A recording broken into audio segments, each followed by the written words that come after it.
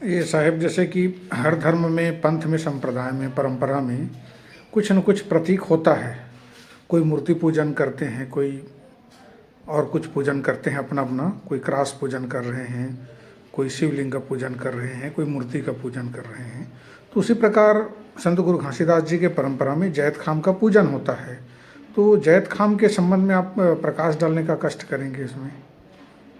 देखिए, ऐसा है, जैत खाम के बारे में बताने से पहले मैं उस पर ऊर्जा के बारे में चर्चा करता हूँ। जैसा पानी के स्वरूप को देखिए, पानी को आप जिस पात्र में डालेंगे वो वैसा ही आकृति ग्रहण कर लेता है। चपटा है तो चपटा, गोल है तो गोल, लंबा है तो लंबा, पतला है तो पतला, छिद्र है तो छिद्र युक्त। उसी प्रकार ऊर्जा भी मनुष्य के अंदर में बह रही है।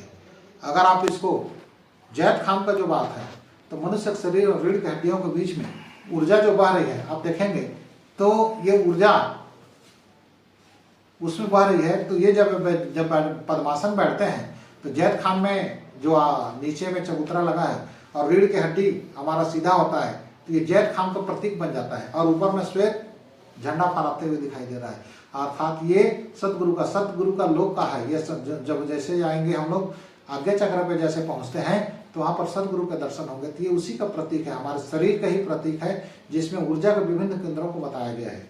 जैसे ही आप देखते हैं तो जैसे लंबाई में देखते हैं जैत खाम को, लंबाई में देखेंगे तो ये देखने के लिए मिलता है कि ऊर्जा नीचे से ऊपर की ओर उड़ती है। और यही सिद्धांत है कि मनुष्य की ऊर्जा है वह सब सुप्त रूप से पड़ी हुई है। उसको क्रमबद्ध आसन, लगातार ध्यान साधना और गुरु के बताए हुए विशेष योग के साधना से आप उस ऊर्जा को जगा सकते हैं। ये ऊर्जा का प्रतीक के स्वरूप में हमारे जैत खाम को लिया गया है। अगर आप इसको देखेंगे वास्तव में, साधना में बैठ के देखिए कभी, तो पता चल जाएगा कि वास्तव में हमारे शरीर का ही प्रतिकृति है। वो हमारे शरीर से बाहर प्रतीक के रूप में हमको देखते हैं। इसलिए शक्ति की पूजा और आराधना तो सभी धर्म संप्रदाय में सभी में है। कोई बता दीजिए जो शक्ति की आराधना नहीं करता, ऊर्जा की आराधना नहीं करता हो। पूरा विश्व, पूरा ब्रह्मांड उस ऊर्जा से संचालित है। तो ऊर्जा का प्रतीक के रूप में ही हमारे जैत खाम का स्थापना होता है, उसकी आराधना पूजा की जाती है। साहेब, सतनाम परंपरा में जो सतनाम मार्ग में चलने वाले गृहस्थी हैं, उनके घरों में चौका होता है। जैसे हिंदुओं के घरों में कर्मकांड होता है, देवी देवताओं का पूजा होता है, ईसाई क्रॉस की पूजा करते हैं, और विभिन्न विभिन्न धर्म पंथ संप्रदाय वाले विभिन्न विभिन्न अपना पूजा करते हैं। ठीक उसी प्रकार सतनाम परंपरा से जुड़े हुए जो गृहस्थ व्यक्ति हैं वो घर में चौका आरती कराते हैं। तो ये चौका आरती का क्या महत्व है जीवन में, आदमी के जीवन में, इस संबंध में प्रकाश डालने का कष्ट करेंगे। चौका आरती मुख्यतः वह आध्यात्मिक पूरी तरह साधना है।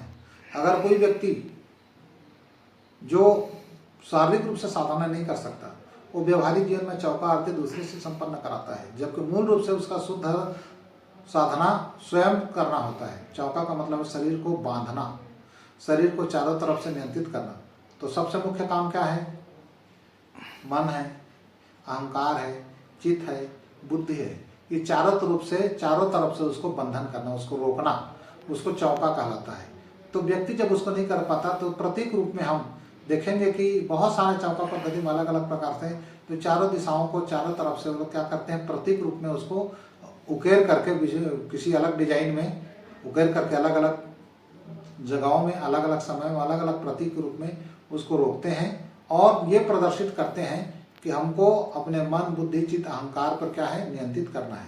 और ये कर्मकांड के रूप में भी है। व्यक्ति अगर समाज से जुड़ेगा तो उसके लिए कुछ न कुछ साधन चाहिए। 10 लोग जुड़ना है, 10 को समझाना है, तो एक स्थान चाहिए, एक ऐसा ही स्थान जहाँ पर लोग शुद्ध रूप से जुड़ सके। तो देखेंगे आप, जहाँ पर भी चौका होता है, व्यक्ति वहाँ पर आकर सरल सहज बन जाता है। कितनों भी क्रोधी, कितनों भी गलत कर्म करने वाला व्यक्ति होता है, वो उस चौका के स्थान पे आकर क्या होता है, शांत हो जाता है। तो वहाँ पर मन, बुद्धि, चित्त, अहंकार क्या हो जाते हैं, उसका अवरोध हो जाता है, उस पर बंधन हो जाता है, उस पर रोक हो जाती है।